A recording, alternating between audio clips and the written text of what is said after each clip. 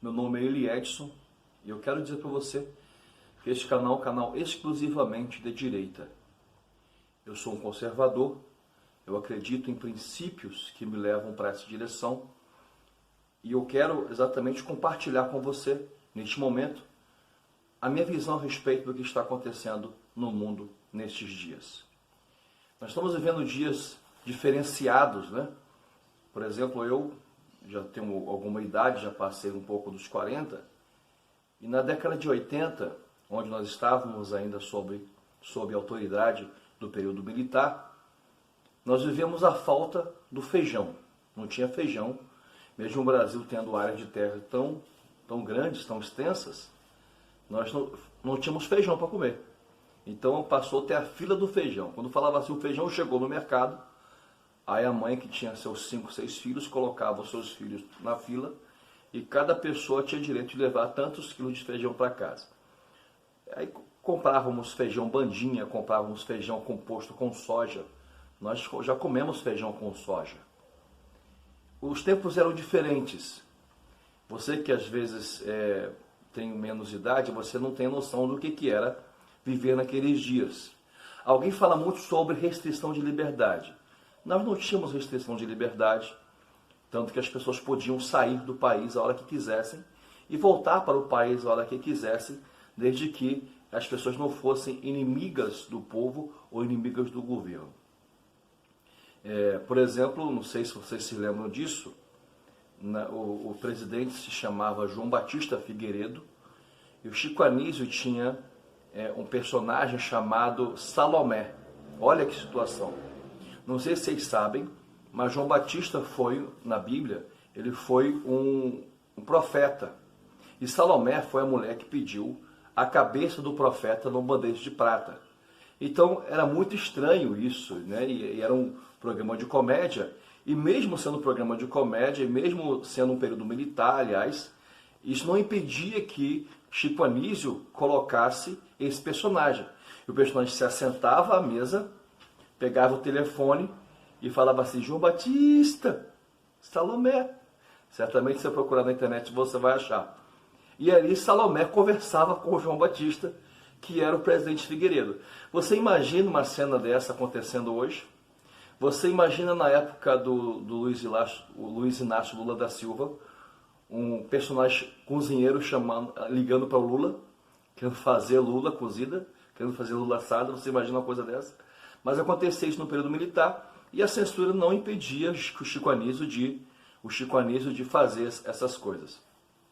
Tinha outros quadros tão interessantes e engraçados do Jô Soares. O mundo não era como é hoje, o politicamente correto não ficava em cima das pessoas. Hoje não existe censura para você ridicularizar as pessoas ou ridicularizar as suas religiões, né? Mas existe censura para tantas outras coisas. Mas o tema não é esse. O que eu quero falar com você hoje é exatamente a respeito do que está acontecendo no nosso país. Nós somos hoje o celeiro do mundo. O Brasil tem a maior quantidade de terras férteis, até mesmo do Nordeste, que eu sou de um tempo onde no Nordeste não se chovia. Não chovia no Nordeste, né? Era muita seca. Hoje no Nordeste está chovendo. No Nordeste hoje as áreas estão verdes. Mas eu sou de um tempo onde não chovia no Nordeste.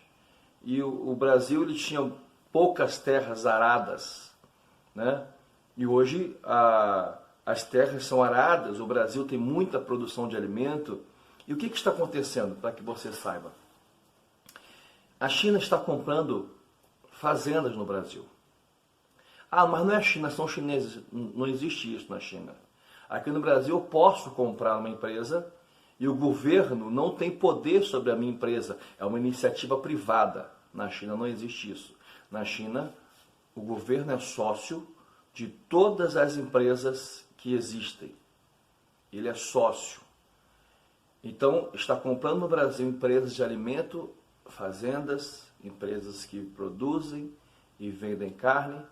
Ele é o principal importador. Ele é o principal importador de carne suína do mundo.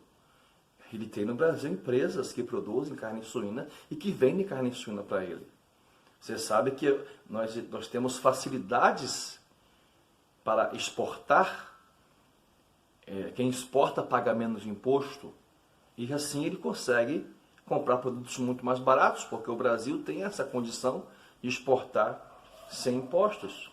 A China também está comprando ações em rede de televisão para controlar as nossas mentes, para que nós sejamos controlados naquilo que sabemos sobre ela. Imagina se tudo que você souber de alguém foi ela mesma que disse, né? Assim, nossas impressões sobre esta pessoa serão as melhores possíveis. Não costumamos julgar desta forma. Por exemplo, nós estamos vivendo em tempos de quarentena e nós estamos debaixo dos efeitos do vírus chinês. Mas o vírus não é chinês, mas o vírus veio de lá, como tantos outros, como H1N1, como a gripe do frango, a gripe suína, e assim cada ano tem uma gripe nova. E na verdade esses dias serão dias de empobrecimento mundial por causa dessa quarentena. Coisa que eu ouvi poucas pessoas falando, que em 2009 nós estávamos debaixo da autoridade da esquerda. A maior parte das Américas, essa maior parte era conduzida pela esquerda, desde do Uruguai até o Canadá. No Brasil era o presidente Luiz Inácio, e nos Estados Unidos era o Obama. Aí nós tivemos a H1N1. A H1N1 em um ano, em 2009, no Brasil matou quase 3 mil pessoas. A H1N1 matou quase 3 mil pessoas no Brasil. Você não ficou sabendo. Você não ficou sabendo. Eu não fiquei sabendo. Eu trabalhava numa empresa de vendas em 2009. Minha rotina continuou normal. Eu saía para trabalhar todos os dias, andava o Rio de Janeiro inteiro. Na época eu morava no Rio de Janeiro. Eu atendia N clientes todos os dias. E isso não mudou minha rotina.